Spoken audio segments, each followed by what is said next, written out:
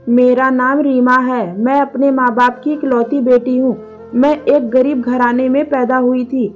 मेरे पिताजी शहर जाकर मजदूरी करते थे, तभी हमारे घर का गुजारा चल पाता था। पापा के पास थोड़ी सी जमीन भी थी, लेकिन बैलों का जोड़ा न होने की वजह से यह जमीन का टुकड़ा बंजर पड़ा था। अगर बैल होते तो हल चला पाते। पापा गांव से रेत भरकर शहर ले जाते थे, जहां एक मंदिर बनाया जा रहा था। वहां उनकी मुलाकात रंजीत नाम के एक मिस्त्री से हुई, जो बैलों के एक जोड़े का मालिक था। वे उनको बेचना चाहता था। पापा ने उससे कहा, तुम्हारे बैल बहुत ही अच्छी नस्ल के और जवान है, तो इन्हें बेचने की जरूरत क्यों पड़ गई। वह बोला, मुझे शादी करनी है, मैं इन्हें बेचकर शादी करूंगा। हमारे पास जमीन तो है नहीं, मैं बैल रख कर क्या करूंगा। वह लड़का पापा को पहले ही पसंद आ चुका था, इसलिए पापा ने उसे तुरंत कह दिया कि अगर मैं अपनी बेटी का रिश्ता बैलों के बदले तुम्हारे साथ कर दूं, तो क्या तुम उसे अपनाने के लिए तैयार हो। मेरे पास 4 एकड़ जमीन है, वह भी पास में ही मौजूद है, और बैल हो तो हमारी जिंदगी आसान हो जाएगी और तुम्हारा भी घर बस जाएगा। वे कहने लगा, मुझे मंजूर है, तुम ये बैल आज ही ले जाओ, मैं कल तुम्हारे घर पर आकर बाकी बातें तय कर लूंगा। अगले दिन रंजीत हमारे घर आ गया। क्योंकि कई सालों से हमारी जमीन बंजर पड़ी थी, इसलिए पापा ने बैलों की जोड़ी के बदले मेरी शादी रंजीत से करवा दी और बस मुझे एक जोड़ा पहनाकर रंजीत के घर भेज दिया। शादी के अगले दिन ही पापा कहने लगे, बेटी चली गई है और घर में बैलों का जोड़ा भी आ गया। अब बिल्कुल भी बुरा नहीं है, लेकिन जब उन बैलों के गले में घंटी बजती तो मेरी माँ को उन घंटों की आवाज मेरी याद दिलाती थी। यहाँ तक कि कभी कभी तो उसकी आंखों से आंसू टपक पड़ते थे। मगर पापा इस सौदे से बहुत खुश थे। फिर एक दिन वो बोले, 2 सालों से कुएं से 1-2 बूंद भी पानी बाहर नहीं निकाला गया, इसलिए वीरान पड़ा है। अब बैल हाथ आए हैं तो अब कुएं में पानी खत्म हो गया, लेकिन शायद बैल आ गए हैं तो सब सही हो जाएगा। बस अब इन्हें सर्दी से बचाना है, वरना हम इनसे हाथ ना धो बैठे। यूं ही दिन गुजरने लगे। मैं ससुराल में बहुत खुश थी और मैं खुशकिस्मत हूँ कि मुझे रंजीत जैसा कमाऊ और संस्कारी पति मिला है। वे मेरे दुख सुख में मेरा साथ देता। मैं उसे पाकर बहुत खुश थी, वे भी मुझे पाकर बहुत खुश था। एक दिन वो कहने लगा, तेरे जैसे पत्नी 2 बैलों के बदले में मिल गई। मैंने बड़े फायदे का सौदा किया है। बैलों में क्या रखा है, तू हंसती है, मुस्कुराती है, मेरा ख्याल रखती है। तुम मेरे लिए किसी दौलत से कम नहीं हो। ऊपर वाला हमारी जोड़ी हमेशा बनाए रखे, उम्र भर हम साथ रहे। उसे मुझसे बहुत लगाव था और वह मेरी बहुत कद्र करता था। अपने गांव में उसने मेरे लिए पक्का और खूबसूरत घर बनवाया। उस घर में मेरे अलावा मेरी सास ससुर और मेरे 2 देवर और एक जेठजी रहते थे। वे भी कमाऊ थे। मतलब यह कि बहुत ही खुशहाल घराना था और शहर भी उनके गांव के नजदीक था। यह घर इतना बड़ा नहीं था, पर मुझे यहाँ आकर जिंदगी का सुख और हर खुशी मिल गई। पति अच्छा हो, प्यार करने वाला हो तो औरत को और क्या चाहिए। ऊपर वाले ने हमें 2 बच्चे दिए। हम बहुत खुश थे कि अचानक मेरी जिंदगी में भूचाल आ गया। वक्त ने करवट ली, हमारे हालात ही बदल गए। एक दिन मैं अपने बच्चों को झूला झुला रही थी कि तभी छोटा देवर भागता हुआ अचानक मेरे पास आया। बोला, भाभी गजब हो गया। भाई और तुम्हारे माता पिता काम से शहर जा रहे थे कि अचानक एक ट्रक से उनका एक्सीडेंट हो गया और वो वहीं मौके पर ही इस दुनिया से चले गए। अस्पताल ले जाने की भी नौबत नहीं आई। भगवान जाने की कैसे ट्रक के ब्रेक फेल हुए और उन तीनों की उस तरफ से भयंकर टक्कर की वजह से रोड क्रॉस करते हुए मौके पर ही मौत हो गई। मेरी तो जैसे दुनिया ही उजड़ गई थी।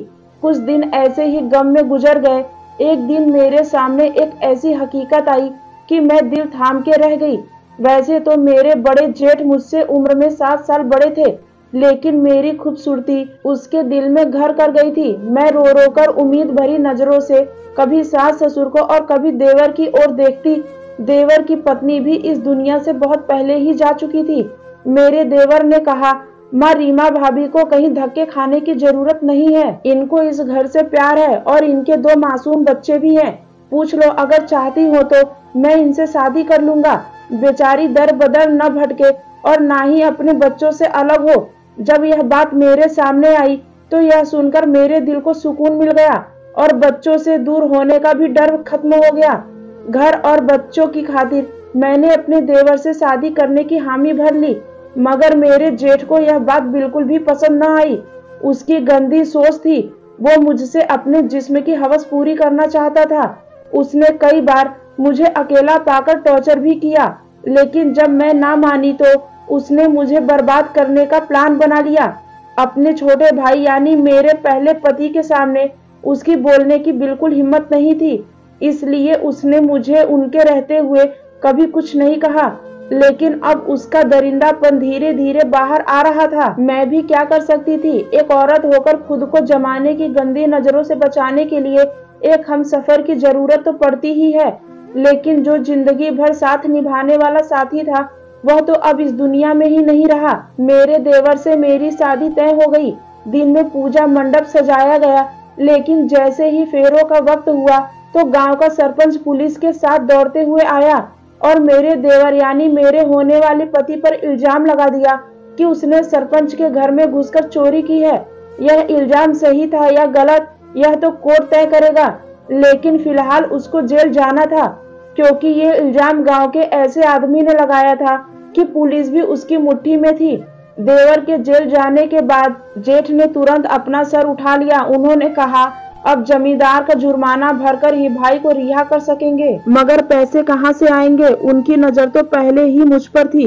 फिर उसने अपनी माँ से आहिस्ता से कहा कि मेरी एक आदमी से बात हो गई है, उसने रीमा को 20,000 रुपए के बदले खरीदने की हामी भरी है। 20,000 सरपंच को दे देंगे तो भाई जेल से बाहर आ सकता है। यह तय हो गया और दोनों माँ बेटा मेरे पास आए और कहा, रीमा तैयार हो जाओ, आज तुम्हें मौसी के घर जाना है। मैंने मना किया तो वो कहने लगे कि आज पुलिस आएगी तो तुम्हारा घर में रहना ठीक नहीं है, कहीं तुम्हें गिरफ्तार करके ना ले जाए। मैंने कहा, मुझे क्यों गिरफ्तार करेगी? भला मेरा क्या कसूर है? उन्होंने कहा, पुलिस गरीब की बेबसी देखती है, उसका कसूर नहीं। अब हमारी इज्जत पुलिस वालों के हाथ में है। मैं बेचारी भी उनके डराने से जाने के लिए राजी हो गई।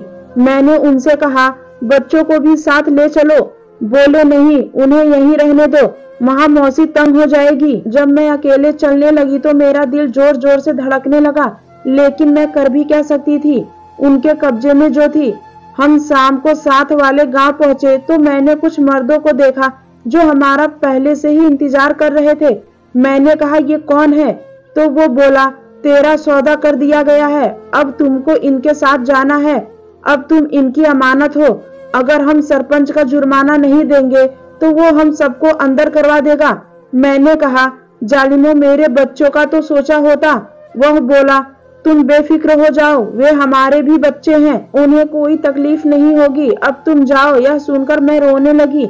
मैं अपने जेठ के पांव में पड़ गई। मुझे भी ले चलो, मैं मेहनत करके तुम लोगों को पैसे दे दूंगी।